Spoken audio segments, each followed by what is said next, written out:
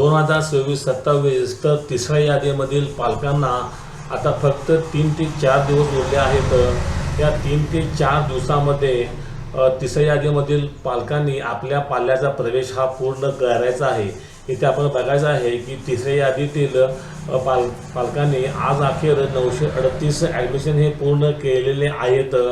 तर आता फक्त 12,155 जागा शिल्लक आहेत। आज अखेर म्हणजे आज 9 तारीख आहे, 9/6/26 अखेर 12,155 जागा आहेत। तर पालकांनी काय करायचं आहे, तर पालकांनी जे काही आपले डॉक्युमेंट आहेत, आपल्या पाल्याचा जन्म दाखला, रहिवासी पुरावा, राशन कार्ड असेल, विद्युत बिल असेल, भाडेकरा नामा असेल, मालमत्ता कर असेल किंवा पाणी बिल असेल किंवा आपला उत्पन्नाचा दाखला असेल, आपले आधार कार्ड, पाल्याचे आधार कार्ड, पासपोर्ट साईज फोटो, हे सर्व डॉक्युमेंट आपण एकत्र करायचे आहेत आणि आपण व्हेरीफाय करून घ्यायचे आहे। इथे आपण बघायचे आहे की RTच्या एकूण जागा ह्या 2,89,286 होत्या आणि अर्ज हे 2,89,286 अर्ज आले होते आणि जागा या 1,05,811 होत्या। वेटिंग आपण आता इथे सोडून देऊया।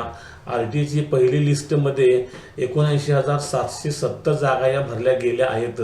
दुसऱ्या लिस्टमध्ये ह्या 12,948 जागा भरल्या गेल्यात आणि त्या आपण बघू शकत आहात की तिसऱ्या यादीमध्ये 938 जागा भरल्या गेल्या आहेत।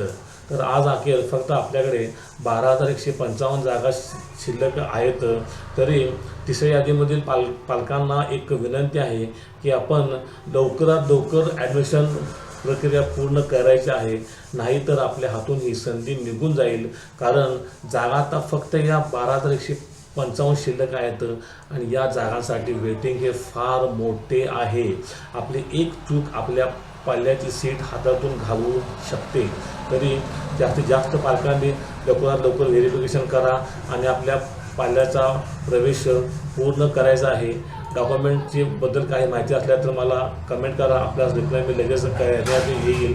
कॅटेगरी वाईज डॉक्युमेंट पाहिजे असतील तर याचीसुद्धा मला कमेंट करा, आपल्यास मी त्याचे आन्सर लगेच देण्यात येईल। तरी सर्व पालकांनी 12 तारखेच्या अगोदर आपली ॲडमिशन प्रक्रिया पूर्ण करायची आहे, कारण जागा फक्त 12,155 शिल्लक आहेत।